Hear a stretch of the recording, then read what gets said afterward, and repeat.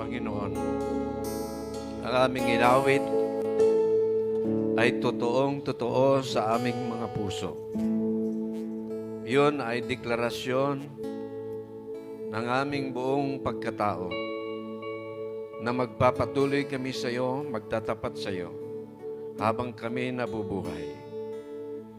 Kaya naman ngayong umaga kami ay muling nagpapasalamat sa iyo dahil muli mo kaming idinako sa iyong banal na templo. Marami pong salamat. Muli naming hinihingi sa iyo na sa amin pong pakikipagniig at pagkain sa iyong dulang, buksan mo ang aming mga isipan, ang aming mga puso, at pakainin mo ang aming mga kaluluwa. Natigang, uhaw, o anuman ang nakikita mong kalalagayan nito. Ngayon pong umaga, hayaan mo na pagkatapos ng gawain ito, ay nagkaroon kaming lahat ng refreshing, ng empowering o empowerment o ng revival. Marami pong salamat. Ikaw po ang aming niluluwalhati sa pangalan ng aming Panginoon Jesucristo. Lahat tayo magsabi ng Amen. Amen. Tayo po ay makakaupo na at purihin po ang ating Panginoon at muli tayong naririto sa banal na templo ng ating Panginoon. Although alam naman natin na ang totoong templo ng ating Panginoon ay ang ating mga puso, ating mga buhay. But corporately, ito po ay pag nagsama-sama tayo, ay yung lugar na ating pinupuntahan na kagaya po nito, o sambahan. At ang Diyos ay nakikipagniig, nakikipagtagpo sa bawat anak niya na nauuhaw at nagugutom. Siya ay nakikipag-ugnay doon sa mga anak niya. Pero kung ang puso natin ay malayo sa ating Panginoon, lalabas po tayo na hindi rin lubos na napagpala. Kaya ang dapat ay meron tayong pusong nauuhaw at laging gutom, naghahanap lagi sa ating Panginoon sa tuwing tayo po ay sasamba sa Kanya. Ang ating pong team ngayon pong buwan ay tungkol po ito sa connection or strong connection. Ito po yung ating pag-uusapan sa loob ng isang buwan na ito. Ang tanong ko po ay kanino ba talaga natin makikita ang connection o strong connection?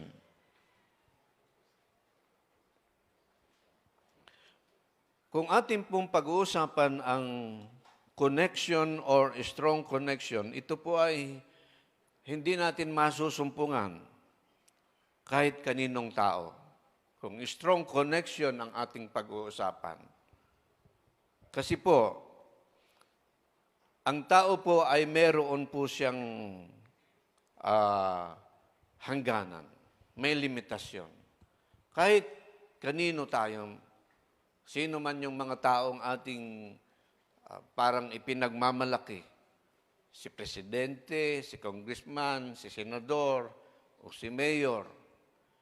Maging yung ating tatay, nanay, kaibigang matalik, kapatid, o kung sino man pinakamalapit sa atin, lahat yan ay may limitasyon at may hangganan. Pansamantala, pwede. Sa mga magulang pagka merong ang anak nila pag maliliit, kasama nila. Pero pag sila ay nagkaroon na ng kanya-kanyang partner sa buhay, hihiwalay na yan. Di po ba? Mawawala na sila. At marami kaming kilalang ganyan na nung nagsilakihan na yung mga anak, yung nanay at tatay ay naroon na lamang sa isang lugar. Ipinapakita nito na hindi tayo pwedeng magkaroon ng strong connection sa tao. Kasi may limit, may limitasyon, may hangganan siya. Masusumpungan lang natin ito sa ating Panginoon. Hindi ko naman sinasabi na yung ating connection sa tao ay hindi kailangan. Mahalaga din yon. Amen po ba? Mahalaga yun eh. May iba nga eh, nakabase sila doon eh. Di ba? Kasi yung taong yun, maraming connection eh. Matatag yan. Pero pagka tumanda na o isa-isang nangamatay yung mga connections na binabanggit, wala na. Mawiwindang na. So ang talagang pinakamatibay na koneksyon ay walang iba kundi ang ating Panginoon. Kung ang tao ay hindi natin pwedeng bigyan ng matinding koneksyon habang buhay, di mas lalo din yung mga bagay-bagay na nandito sa mundong ito. Lahat. Kasi lahat ay lumilipas. Lahat ay may hangganan. Lahat ay kumukupas. Napaparam. Pero ang Diyos ay nananatili siya. Siya ang may kakayahang manatili magpakailan-kailan pa man. Siya ang Diyos kahapon, ngayon, at magpakailanman. Ibig sabihin, siya ang matibay lamang na pwede nating panghawakan o kapitan sa ating buhay. Mangmang ang isang tao na siya'y nakakapit lamang sa mga tao o kung sino mang taong kanyang pinagmamalaki o sa mga bagay ng mundong ito. Tulad ng bahay, sasakyan, lupa, o kayamanan, o ari-arian, o anumang pera sa bangko. Mangmang ang taong iyon. Iyon po ang sabi ng Panginoon. Kasi lahat yan ay maiiwan dito sa lupa. At ni isang kusing, wala tayong madadala.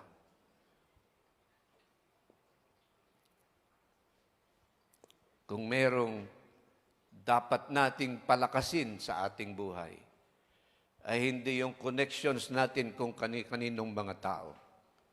Kahit sa mga malalapit nating mga mahal sa buhay. Kung meron tayong palalakasin ng todo, ay dapat yung connection natin sa Panginoon. Sapagkat yan ang makakatulong sa atin. Siya ang Alpha at Omega. Siya ang simula at ang katapusan. Siya din ang nagkakaloob ng lahat ng ating kailangan sa buhay. Siya ang provider ng lahat ng kailangan natin bilang tao. Siya ang pinagmumulan ng ating lakas, ng ating buhay, kalusugan, tulong, kaligtasan, kagalingan, kapayapaan, kalayaan tulad ng ating inawit.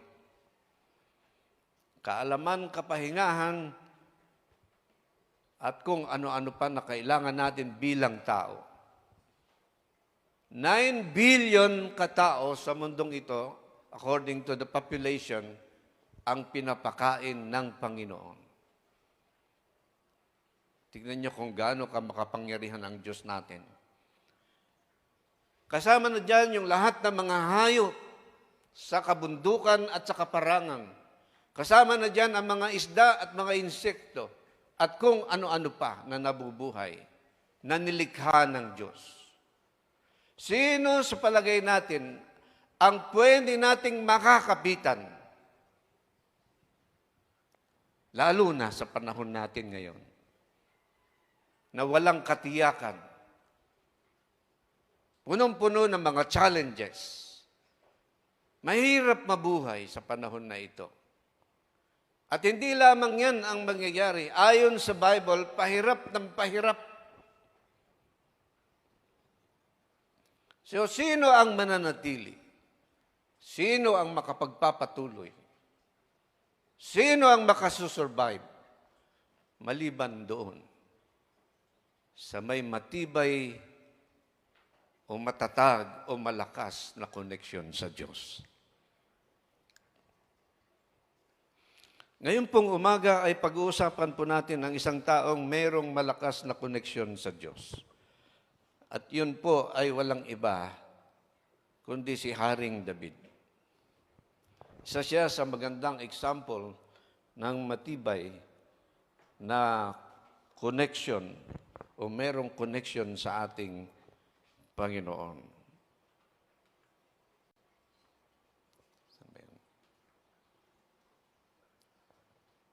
Buksan po natin ang ating Bible sa Psalm 127. Nadagdagan ng ono. 27. Psalm 27 verse 1 to 14. Okay? So, alam niyo po itong psalm na ito ay napakagandang psalm. Napakagandang, kumbaga sa psalm, sa Tagalog ay awit o psalm. Napakaganda po nito.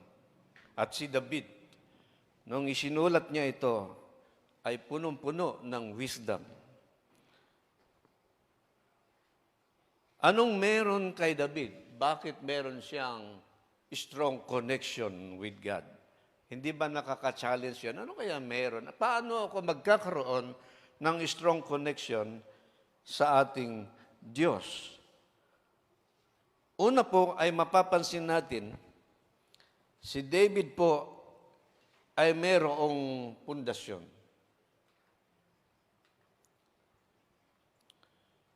Ano yung kanyang pundasyon? Ang pundasyon niya ay yung intimacy with God. Intimacy, in other words, ay closeness sa ating Panginoon. Basahin po natin.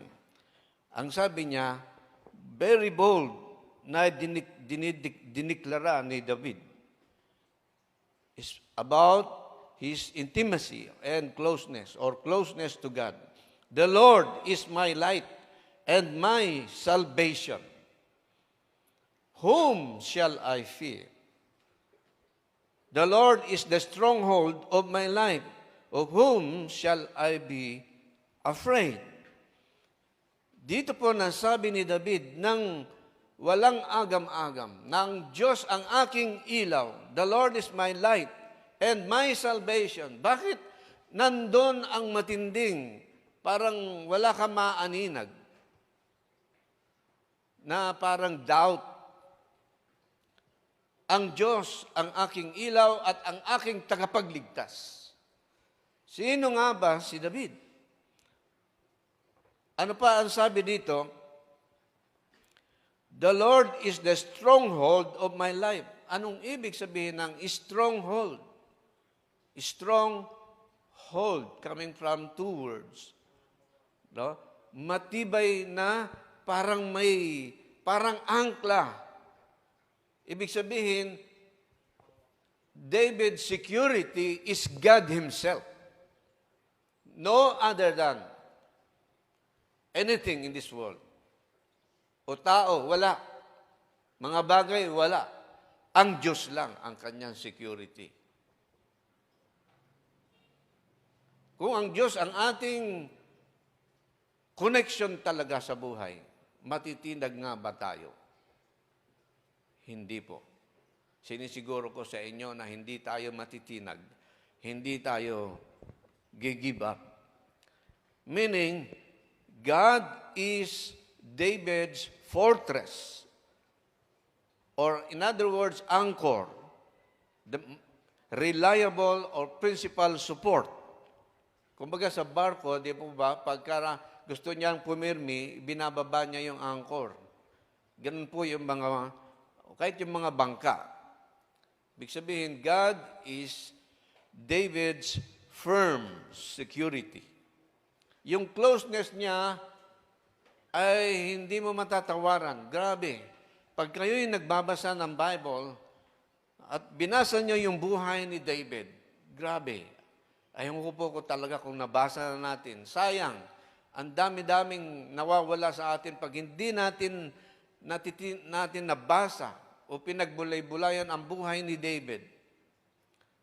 Kahit nung siya'y magkasala, kitang-kita niyo yung attitude niya.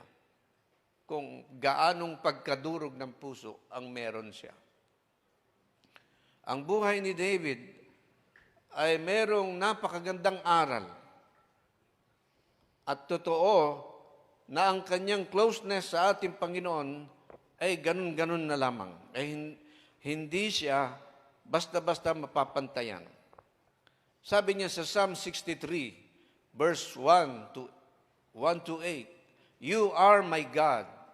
Earnestly I seek you. I thirst for you. My whole being longs for you in a dry and parched land where there is no water. Ibig sabihin, sabi niya, O Diyos, Ikaw ang aking Diyos na lagi kong hinahanap. Meron ba nun sa atin? Pakikalabit nga natin yung katabi natin. Kapatid, lagi mo bang hinahanap si Lord? O baka iba ang ating hinahanap? Ang uhaw kong kaluluway, tanging ikaw ang hangad. Para akong tuyong lupa na ang tubig ang siyang lunas. Hayaan mong sa santuaryo ikay aking mapagmasdan. Antindi nito. Si David kasi nung sinulat niya ito yung panahon na nagrebelde yung anak niya. Na ang bali namumuno sa bansang Israel yung anak niyang si Absalom. At siya po ay talagang walang ginawa kundi magtago, iwasan yung anak niya kasi siyempre anak niya ayaw niyang mapatay yun di ba? Mga pambubuyo ng mga tao sa paligid niya, yun, ganun ang nangyari.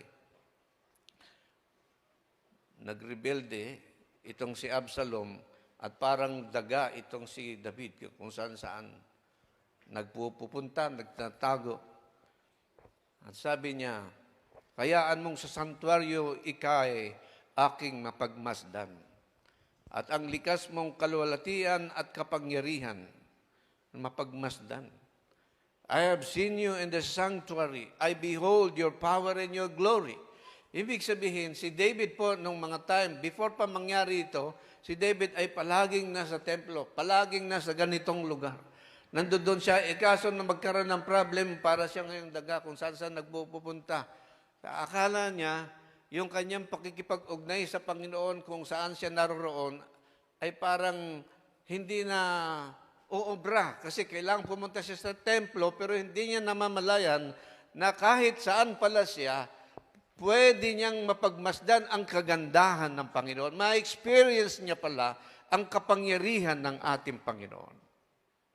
Kaya nga po sa totoo lang, kung mawawala man itong ganitong pagtitipon, kahit saan ka, sa totoo lang, pwede kang makipag-ugnay sa Panginoon. At ang sabi ni David, Sanctuario, I behold your beauty in your sanctuary. Kasi, meron tayong puso, di po ba? Kalabitin mo yung katabi mo, may puso ka ba? Meron ba dito walang puso? Si Lord, yan ang kanyang nire-residean Okay? Kaya walang rason. Kahit saan tayo naroon. Pero hindi ko sinasabing hindi mahalaga ito. Napakahalaga. Kaya lang, pinapakita lamang nito na kahit saang lugar tayo. Kung pwede tayong magtipon, praise God. Yun nga lang. Social distancing. Pero hindi tayo mahahadlangan Kung paanong si Absalom ay gano'n na lang ang galit niya, hindi niya nahadlangan si David. Sapagkat lalong nagkaroon si David ng malapitang pakikipag-ugnay sa ating Panginoon. Naranasan ni David ang kilos ng Diyos sa kanyang buhay. Hayaan mong sa santuaryo ika'y aking mapagmasdan at ang likas mong kalwaltian at kapangyarihan, ang wagas na pag-ibig mo'y mainam pa kaysa buhay. Biruin mo, no? Because your love is better than life. Naranasan niya yun. Pero sa ibang tao, going to Boracay is better than God. Going to MOA is better than anything else. Diba? Parang ganun. Pero sa kanya, anong mas maigi kay David? Ang presence ng ating Panginoon sa kanyang buhay. The love of God is better than life. Kaya pagdating sa closeness, wala pa akong nababasa. O si Moses, nandoon din, pero mas matindi si David. Sa Psalm 25, verse 4 and 5, sabi, "For you I wait all the day. Lagi kitang hinihintay sa buong maghapon." Isipin mo, wala nang ginagawa si David. Hindi natin alam kung paano nangyayari yun. Pero sinabi niya yun. Sa Psalm 16, 63, verse 6, dito din po, tignan niyo po kung anong sinabi niya. "Laman ka ng gunita ko samantalang nahihimlay. Magdamag na ang palaging iniisip ko ay ikaw." Magdamag. Hindi siya tutulog? Nakasubok na ba kayo na nung iniisip nyo si Lord, bago kayo, tapos natulog kayo, tapos nung paggising nyo, iniisip nyo pa rin si Lord? Naranasan nyo po ba yun? Totoo po ito eh. Lagi niyang iniisip si Lord. At dahil dito, maraming ginagawa ang ating Panginoon. Kasi binubukas ni David yung kanyang puso kay Lord. Lahat ng section ng ating pagkabuhay, hayag na hayag, parang aklat na malayang buklatin ng ating Panginoon. At dahil dito, nakita ng ating Panginoon kung anong klaseng tao si David. Ang ginawa naman ng Panginoon, yung heart niya, yung thought niya, ibinibigay niya naman kay David. Kaya nga, ang sabi, si David, ang taong katulad o kagaya ng puso ng ating Panginoon. He is the man after God's heart. Kay Moses nga, hindi binanggit yun eh. Si David. At dahil doon, sa pagiging intimate ni David sa Diyos, yung lahi ng tagapagligtas ay dumaan sa kanyang lahi. "I love you, Lord, oh my strength." Binibilang ni David yung mga kapahayagan ng Panginoon. Sabi niya, hindi ko kayang bilangin. Mas madami pa sila sa buhangin. Kaya nga, mababasa natin yung buong Psalms, halos karamihan yan ay si David ang nagsulat. Siya din yung nagsabi ng, "The Lord is my shepherd, I shall not want." Di ba? Kaya nga, dahil doon, ang Diyos ang kanyang matibay na muog, matibay na connection. Kahit may higante, kaya niyang talunin. Si Goliath, natalo niya. Saan ka naman nakakita ng isang bata nang kakalabanin niya ay isang higante? Kaya ba niya talaga yon? Diba? Imposible. Malibang ang Diyos ang sasakan niya. Marami siyang karanasan sa pag-aalaga ng mga tupa, yung mga bear, yung mga leon na mababangis. talagang natatalo niya, napapatay niya sa tulong ng Panginoon. Kaya nung pagdating kay Goliath, ikaw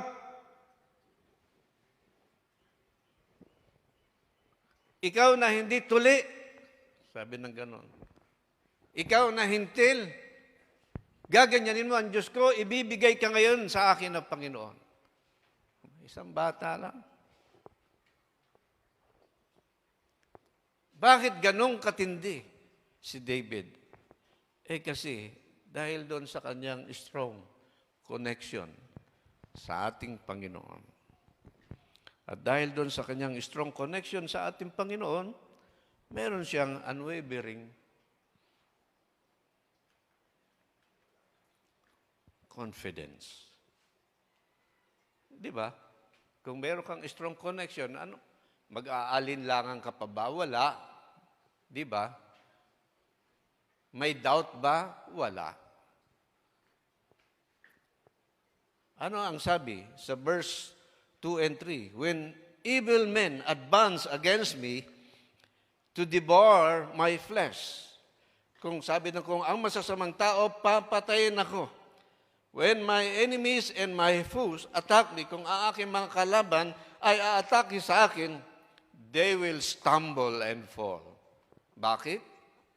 Of course. Hindi lamang si God, may mga angels pa na nakaalalay kay David. Though an army, tama? Kahit army ni Absalom, army na kung sino man, ay aatake sa akin, my heart will not fear, though war break out against me, then I will be confident. No? Matindi. Kitang-kita dito yung unwavering confidence ni David. Kaya nga po tinalo niya ang mabibigat na mga kalaban. Maging ang isang higante, tinalo niya. Sabi niya, the Lord is my shepherd. I shall not want. Ang Diyos, ang aking dakilang pastol, wala na akong ibang kailangan. Hindi naman sinasabi ni David na, hindi ko na kailangan ng trabaho, hindi ko na kailangan kumain, hindi ko na kayo kailangan lahat. Hindi naman po. Ang sinasabi niya po ay, ang Diyos, ang pinaka mahalaga. Ang Diyos, ang aking kayamanan. Ang Diyos, ang lahat sa akin. Kaya wala akong dapat katatakutan o wala akong iba pang hahanapin pa. Kasi nasa akin na. Nasa atin yun. Kung ano yung ginawa ni David, pwedeng mangyari sa bawat isa sa atin. Nakadepende yan sa atin. Kung paano natin hahanapin si Lord. Kung paano natin kauuhawan ang ating Panginoon. Dapat ang dealings natin ay gaya ng pagkain, ng favorite natin. Ganon dapat ang treatment natin sa ating Panginoon. Ano yung favorite natin pagkain? Na gustong-gusto natin palaging hanapin at kainin. Ganon si David sa ating Panginoon. Kaya kitang-kita natin dito yung kanyang unwavering confidence. Though an army besiege me, my heart will not fear. Though war break out against me, even then, I will be confident. Kumbaga, kahit na ang pandemyang ito ay tumagal, kahit na ang pandemyang ito ay meron pang bagong variant na pataas ng pataas, wala akong dapat ikatakot. Kasi ang Diyos ang nasa akin. Alam niyo sa ngayon, ang hirap maghanap ng security. Ang mga tao halos hindi na malaman kung saan pupunta. Marami silang expectations. Paano na yung bukas? Paano na yung pangarap ko? Paano na yung aking buhay? Ang daming tanong. Pero sasabihin ko sa inyo, ang ating security is no other than God alone. Siya lang, mga kapatid. Kahit tao lilipas, kahit mga kaibigan lilipas. kahit may impluwensyang politiko, kahit sino pang mga tao na makapangyarihan, kahit very close tayo sa kanila, lilipas din. Pero ang Diyos, simula hanggang wakas, hindi tayo iiwan ni pababayaan man. Pero nakadepende yan sa atin. Depende sa iyo. Depende sa akin. Anong binibigyan mo ng mas higit na halaga? Anong number one sa iyo? Anong totoong kayamanan mo? Nakadepende yan sa atin. At dahil meron siyang unwavering confidence, meron din siyang tinatawag na earnest desire. Consistent, continuous yung desire niya. Hindi lang desire, earnest, yung marubdob, yung sobrang kauhawan sa Panginoon. Hindi nagbabago mula nung siya'y maliit hanggang sa siya'y maging hari at hanggang siya'y tumanda. Kaya nga nung malapit na siyang mamatay, kinausap niya si King Solomon na pumalit sa kanya. At sabi niya, huwag na huwag kang lalayo sa Diyos. Huwag na huwag siyang mawawala sa iyong buhay. Kung gusto mong magtagumpay sa iyong buhay, kung gusto mong ang Diyos ay sumama sa iyo, gawin mo siyang pinaka-numero 1. Ang problema, si King Solomon, sa simula lamang, di po ba? Pero, nang lumaon, o natuto na siyang mambabae, nagkaroon na siya ng iba't ibang mga asawa. Ang kanyang asawa ay 700. Meron bang taong ganon? Ang kanyang kabit ay 300. Kabit pa lang yon. Itabihan mo nga, 365 days tayo sa isang taon. Tabihan mo gabi-gabi. Ewan ko kung mabubuhay ka pa. Di ba? Salamat na lang sa bandang huli. Kasi sa bandang huli, nanumbalik si Haring Solomon. At sabi niya, totoo pala, wala palang ibang katungkulan ang tao, kundi ang Diyos lamang. Palakpakan natin ang ating Panginoon. Wala. Bakit nangyari yung kay Haring Solomon? Kung nandun yung kanyang katigasan upang ipakita ng Diyos kung gaano katotoo ang kanyang sinasabi. Hindi lamang kay Haring Solomon, kundi sa lahat ng tao na pwedeng mabuhay sa mundong ito. Pinapakita niya na wala tayong ibang pinakakailangan sa buhay. Wala tayong pinakamatatag na dapat maging koneksyon, kundi ang ating Panginoong Diyos lamang. Earnest desire niya. Ano ang kanyang desire? One thing I ask of the Lord, this is what I seek, that I may dwell in the house of the Lord. Biruin mo yon? Na doon ako palagi sa banal na templo ng Panginoon. Doon ako palagi sa pakikipag-ugnay sa Panginoon. Kung meron akong pinakananasa sa aking buhay, ay ang ako'y mamalagi sa banal na presensya ng Panginoon. Wala nang iba. Upang mapagmasdan ko ang kanyang kagandahan, ang kanyang kapangyarihan. Ito ang sabi niya, one thing I ask of the Lord, this is what I say, that I may dwell in the house of the Lord all the days of my life. All the days, meaning continuous, consistent, walang pagbabago. Tuloy-tuloy. Tuloy-tuloy. All the days of my life to gaze upon the beauty of the Lord and to seek Him in His temple.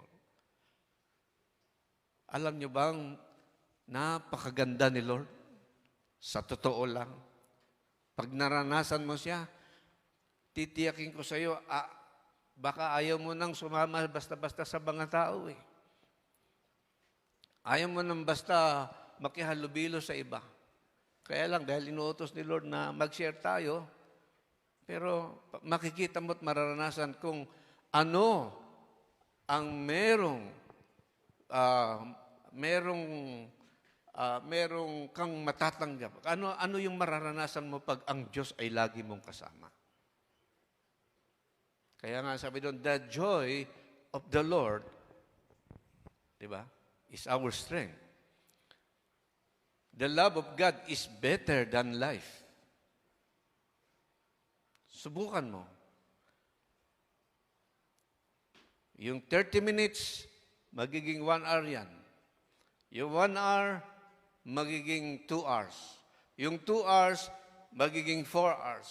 Yung 4 hours, magiging 6 hours. 7 hours, 10 hours. And the whole day, pwede. Sinasabi ko ito sapagkat naranasan ko. Pag may nagagawa na akong pagkatapos ng gawain ko, pupunta na ako sa prayer room. Doon ako nagbababad dati. Hanggang ngayon, sa biyaya ng ating Panginoon.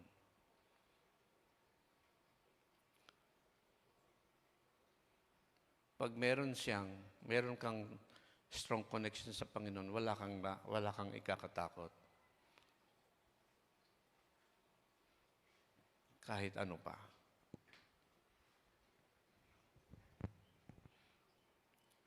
Earnest desire, mamalagi sa banal na templo ng Panginoon. Sabi nun, for in the day of trouble, He will keep me safe in His dwelling. O, pag may trouble, safety ka. Saan? Sa dwelling. Ano ibig sabihin ng dwelling? Yung God's presence. Asan yung God's presence? Depende sa'yo. Diba? Pag kayo ay gustong magkulay ng damit, anong ginagawa natin? Kulay blue na kulay, o kulay itim, anong ginagawa natin? Yung damit, ibababad natin doon sa may tinta. Di ba? O hindi mo naman makikitang yung damit, mahahawa doon sa kulay na paglagay mo, kinuha mo na kaagad. Hindi po. Anong ginagawa natin? Patagalin mo dyan magdamag. Pagtanggal mo siya, ganun na rin.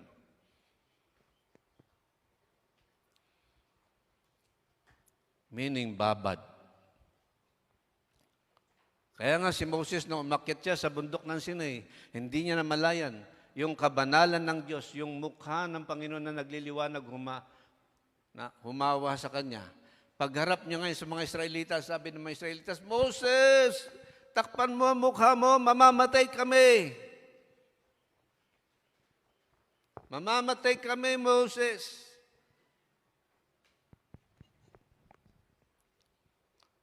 Babad.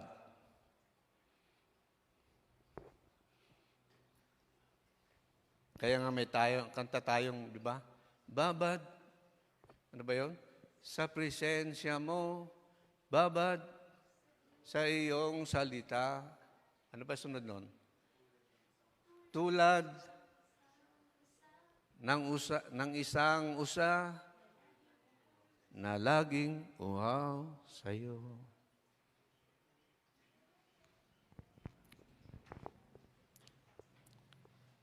Dito sa verse 4 hanggang 10, mapapansin niyo po ito. Basahin po natin. Verse 4 hanggang 10. Verse 5, for in the day of trouble, He will keep me safe in His dwelling. He will hide me in the shelter of His tabernacle and set me high upon a rock. Then my head will be exalted above the enemies who surround me. At His tabernacle, I will sacrifice with shouts of joy. I will sing and make music to the Lord. Kaya nga, pag nasa templo siya o nasa daan siya at nagpupuri sa Panginoon, wala siyang pakialam. Ang tingin nga sa kanya ng mga tao, baliw eh. Pero mo, pagulong-gulong siya kung ano-anong ginagawa niya. Ang hari, nababaliw. Pero hindi nila alam, siya nagpupuri sa ating Panginoon. Grabe. Wala pa akong natatanda na nabasa sa Bible sa paraan ng pagpupuri. Maliban kay David. Exemplary siya talaga. Umisa nga tayo, pag nagpuri tayo, pagtaas ng kamay, hindi maitaas, hindi ko maintindihan. Hindi makapalakpak. Diba? Sina Pablo at saka si Silas, nung sila nakulong, natanikalaan lahat yung ano nila. Pero ano nangyari? Pati kamay nila may tanikala. Pero sila'y umawit, nagpuri sa Panginoon. Napatid yung mga tanikala sa kanilang katawan. May freedom, may kalayaan. Subukan mo na magbabad sa presence ni Lord kahit ano pa ang iyong nararanasan sa buhay. Magkakaroon ka ng kalayaan. Sigurado po yan, mga kapatid. I will sing and make music to the Lord. Hear my voice when I call, O Lord. Be merciful to me and answer me. My heart says of you, seek His face. Your face, Lord, I will seek. Do not hide your face from me. Do not turn your servant away in anger. Kaya binubukas niya lahat sa ating Panginoon. You have been my helper. Do not reject me or forsake me, O my God, my Savior. Though my father and mother forsake me. Kung iwanan man ako ng tatay ko at ng nanay ko, the Lord will receive me. Di ba ganon? Minsan may mga magulang na iniiwan yung kanilang mga anak. Pero iwanan man, daw si David, nandyan naman ang kanyang Panginoon. Kaya si David, yung desire niya ay consistent. Yung marubdob niya ay continuous, tuloy-tuloy. Hindi nagbabago. Kahit may problema, tuloy-tuloy. May problema, tuloy-tuloy. Walang problema, tuloy-tuloy. Ang iba, pag may pinagpapala, nawawala. Pag nagigipit, lumilitaw. Diba, ganun minsan, palubog, palitaw, patay sindi, parang Christmas tree. Hindi ganon. Tuloy-tuloy tayo. May blessing o wala, may problema o wala, tuloy-tuloy tayo sapagkat ang Diyos ang matibay lamang na dapat nating bigyan ng koneksyon sa ating buhay. Wala nang iba. At dahil dito, sa earnest and consistent o continuous desire ni David, ano ngayon ang meron siya? Mapapansin po natin. Meron siyang enduring presence. Ano ba yung enduring patience? Pagka sinabing enduring, yung nakatatagal. Nakatatagal talaga. Yung presence ay yung patience na ito ay nakatatagal. Hindi lang may patience ka ngayon, tapos bukas makalawa, nawawala. Okay, sa isang buwan, nawawala. Hindi, kundi tuloy-tuloy yun. Tuloy-tuloy yun. Ano ba ibig sabihin ng patience? Patience is the ability to endure difficult situations or circumstances. Pag sinabing patience, magkasama yung forbearance. Ganun, ang forbearance ay the ability to endure difficult circumstances. All kinds of circumstances, all kinds of situation. Ang endurance naman ay the ability to endure suffering. Yung anumang paghihirap nararanasan, kaya mo siyang tiisin. Kaya mo siyang. Kaya para magkakapatid to eh. Pag sinabing patience, forbearance, or endurance. O sa King James Translation, long suffering. Diba? Nabasa niyo ba yun? Long suffering ang nakalagay din. Hindi short suffering.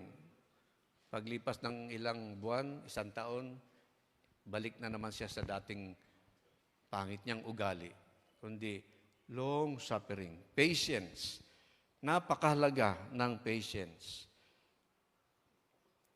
Kaya sabi niya, dahil sa patience, teach me your way, O Lord. Turuan mo ako. Paano ba natin matututunan yung pamamaraan ng Panginoon? Bigla bang darating yan? Hindi po. Process yan eh. Process. Parang tayo, nagdaan tayo sa baby. Tapos naging ganito kalaki, tapos naging ganyan. O ito na ikaw ngayon. Dating ang panahon, kung ikaw'y binatad dalaga, mag-aasawa ka. Kami naman, medyo pa punta na sa dapit hapon. Tama po, nanay? Di po ba? Na process, hindi bigla na pagkapanganak mo, bigla kang ganito kalaki. Hindi po. Ganon din yung matututunan natin sa Panginoon, it's a process. May proseso. Kailangang madaanan natin para tayo ay matuto. Hindi bigla. Walang kagyat. Parang kailangang mag-aral tayo ng elementary. Pagkatapos na elementary, high school. Pagkatapos nun, college. Dapat umaakyat siya ng umaakyat. Ganon din dapat tayo sa spirituality natin. Meron tayong progression, meron tayong development na lumalago tayo. Hindi pa pababa, kundi paabante. Parang hagdanan mula sa isang baitang, unang baitang pataas ng pataas. Ganon tayo dapat. Kaya ang sabi ni David, teach me your way, O Lord. Pag sinabing teach me your way, nangangailangan ng patience. Nangangailangan ng pagtitiis. Ano kaya ang kailangan kong matutunan dito? Hindi abrupt yun, hindi bigla-bigla. Lead me in a straight path because of my oppressors. Do not turn me over to the desire of my foes. For false witnesses rise up against me, breathing out violence. Ganon ang ni David. I am still confident of this. I will see the goodness of the Lord in the land of the living. Wait for the Lord. Be strong and take heart and wait for the Lord. Pag nabasa nyo yung salitang wait or waiting, that is communing to God. Ibig sabihin, patuloy kang makipag-ugnay. Ibig sabihin, sa patuloy mong pamumuhay, kung meron kang pundasyon, ano yung pundasyon? Yung intimacy. Meron ka nun, meron kang unwavering confidence. Pangatlo, ano yung pangatlo? Dapat continuous yung earnest desire mo. Tuloy-tuloy. Kasi yung iba tumitigil eh. Tuloy-tuloy. At pagka meron ka nun, ano mangyayari? Meron kang endure. Ibig sabihin, nakatatagal na patience. Makatatagal ka. Ibig sabihin, parang tinasabing, paano ko mabubuhay sa panahon na ito? Para hindi ako mawala kay Lord. Anong kailangan ko? Kailangan ko ng enduring presence. Kailangan ko ng long suffering. At sa loob ng long suffering, kailangan tayong may matutunan.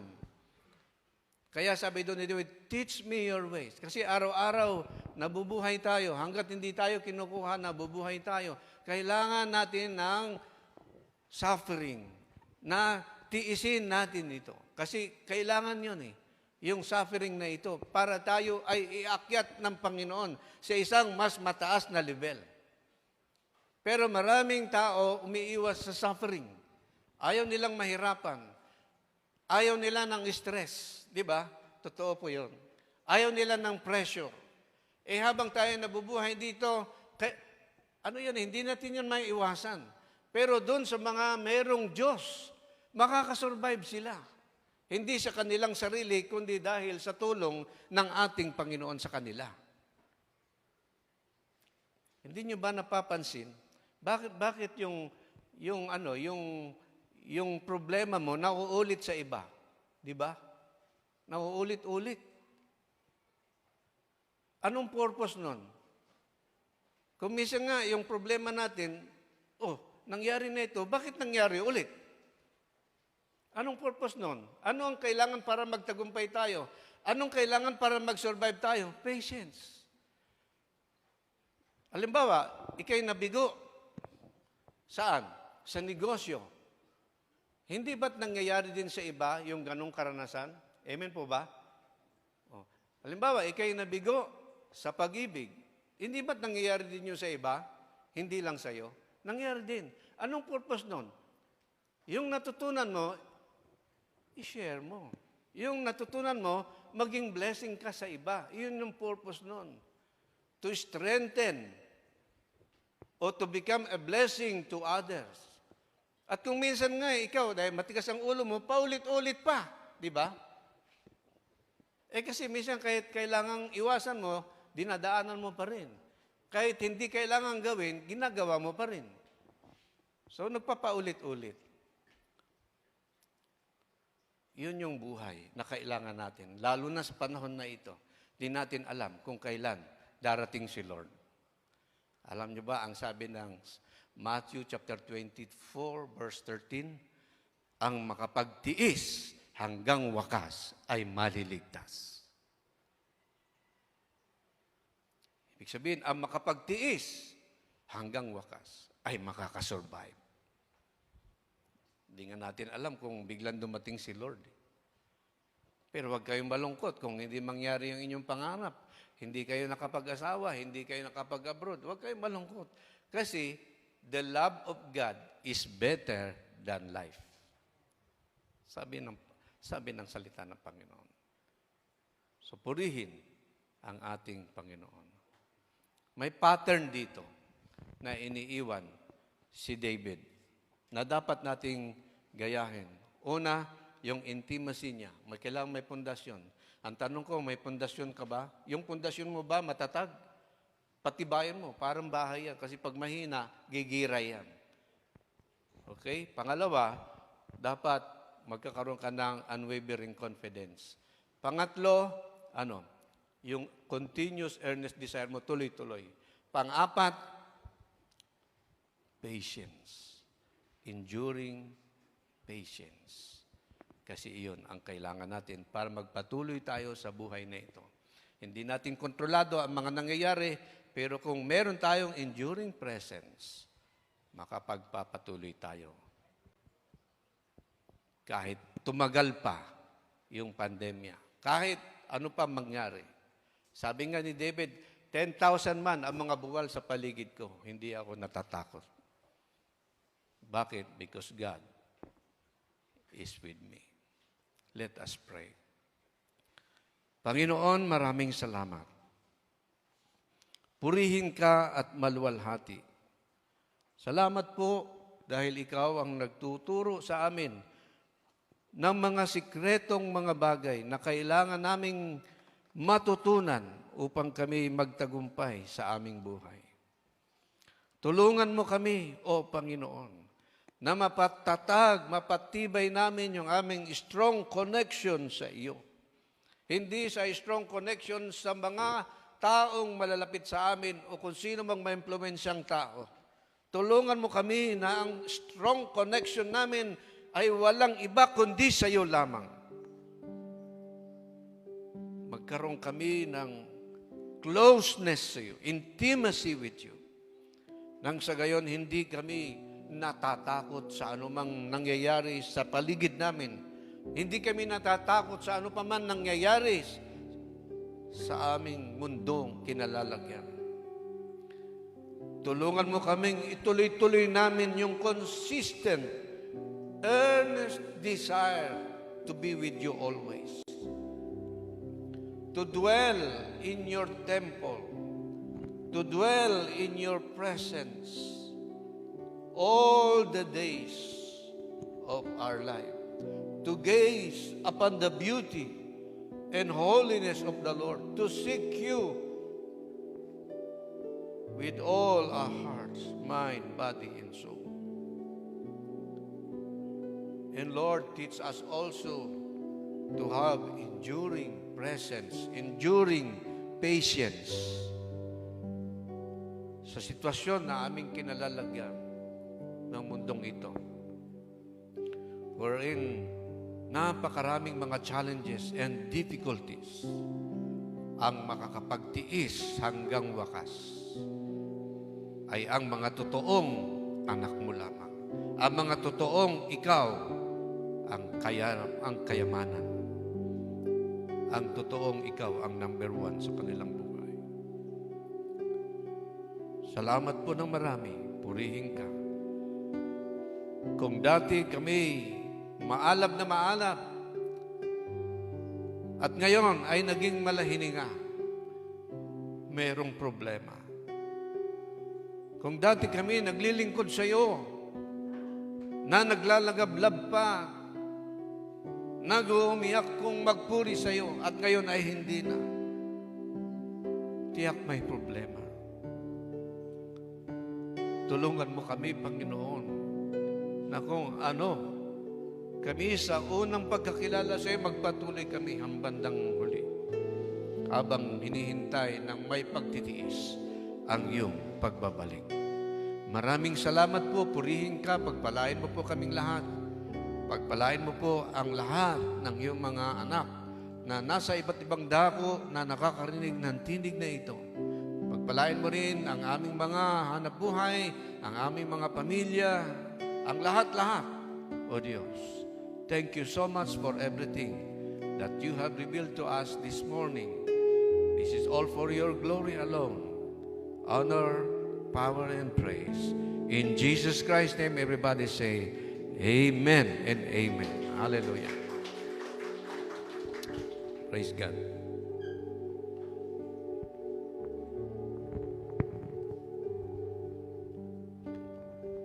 Hallelujah.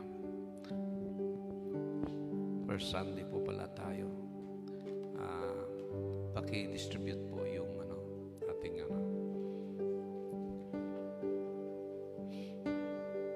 Alam mo, mapalad tayo sapagkat merong ibinigay si Lord na paraan para ma-renew natin yung ating commitment sa Kanya, no? O muling buhayin. Kung nanlalamig ka, kung malahininga ka, kung dati maalab na maalab ka, kung dati mainit na mainit ka,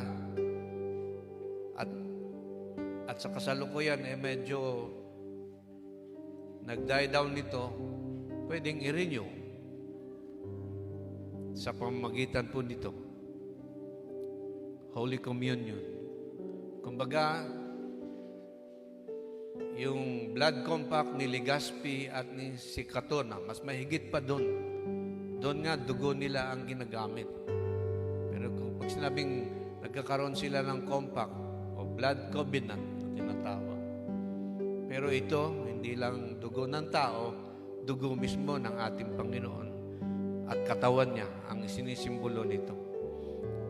Kaya, pwede nating balikan yung dating kalalagayan natin. Hindi dapat tayo manatili sa dating hindi tayo dapat manatili sa kasalukuyan kung tayo ay malahininga, kung tayo ay nanlalamig. Hindi pwede. Kailangan tuloy-tuloy. Magkaroon tayo ng continuous na earnest desire.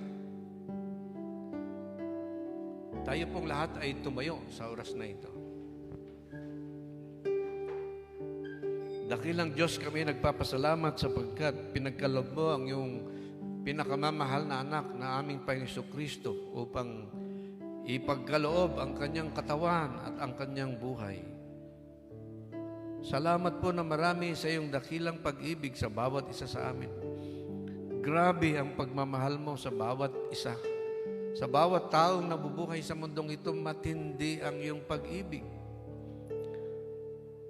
Hayaan mo na bigyan namin ng pagpapahalaga ito, Panginoon.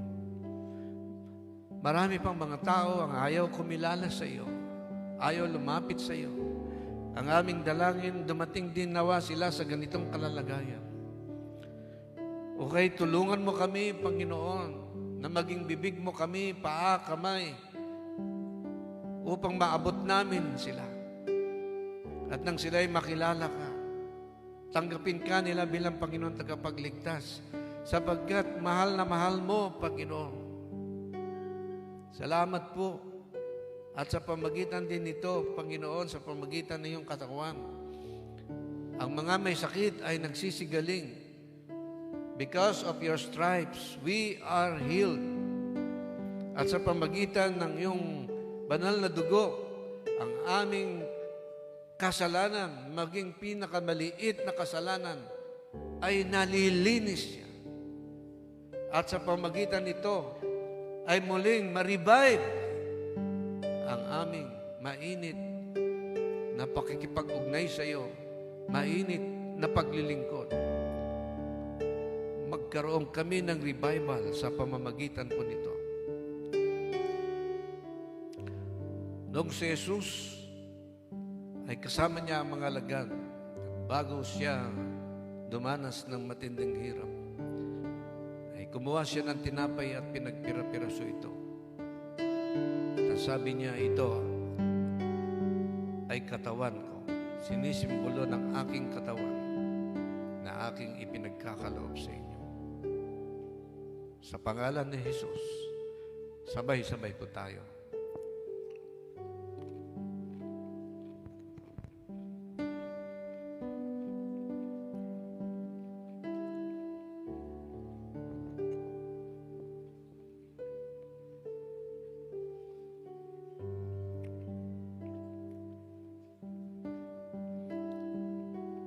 Pagkatapos nito'y kinuha niya ang saro at sinabi niya ito ang dugo ng tipan na naglilinis ng lahat ng kasalanan. Inumin mo ito at gawin mo ito hanggang sa pagdating ng Panginoon. Sa pangalan ni Jesus, sabay-sabay po tayo.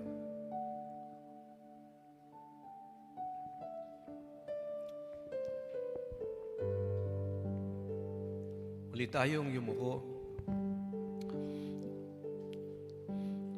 Panginoon, walang makapapantay sa iyong dakilang pag-ibig. Yung pinakamamahal mong bugtong na anak, ipinagkaloob mo para sa aming kaligtasan, para sa aming kagalingan, para sa aming kapayapaan, para sa aming kalayaan. Kahit anong sitwasyon ng tao sa mundong ito, ang totoo, pwede kami magkaroon ng kapayapaan, pwede kami magkaroon ng kalayaan, pwede kami magkaroon ng kaligtasan, pwede kami magkaroon ng katagumpayan. Because you have given us the secret, the power, which is patience. Ang pagtitiis ay isang kapangyarihan. Patience is a virtue, a valuable virtue, a valuable power. Tulungan mo kami, Panginoon, na mabuhay kami, na matiis namin ang lahat ng difficult situations na aming nararanasan sa araw-araw. Tulungan mo kami na magkaroon din kami ng pagtitiis kung merong mga sufferings. Sapagat ang sufferings ay napakahalaga sa iyo. O Panginoon, ito ay susi ng pagtatagumpay. Ang suffering ay isang pag-akyat sa isang mas mataas na level ng pakikipag-ugnay sa iyo. Kaya nga po sa Old Testament, kailangan may sakripisyo ang mga tao for them to progress themselves. For them, Lord, to have progression in their spirituality and in their communion or intimacy with you. Maraming salamat po sapagkat ang sakripisyo ay mahalaga. Hindi alam ito ng kaaway. Hindi alam ito mismo ng mga demonyong espiritu o ni Satanas mismo. Sapagkat kung alam nila, di sana'y pinigilan nila si Jesus na magdanas ng hirap. Di sana'y pinigilan nila si Jesus na mamatay sa krus. Pero hindi alam ni Satanas at ng mga demonyong espiritu na sa pamagitan ng suffering na yon, ng pagsasakripisyo na yon, doon sa krus ng Kalbaryo, magkakaroon ng kalayaan ang lahat. Magkakaroon ng katagumpayan ang lahat. And this is also true with us. Patience, forbearance, endurance, o pagtitiis ay napakalaking kayamanan, at kapangyarihan. Hayaan mong ito ay sumaamin. Make it as one of the fruit of the Spirit and pour out to each and every one of us.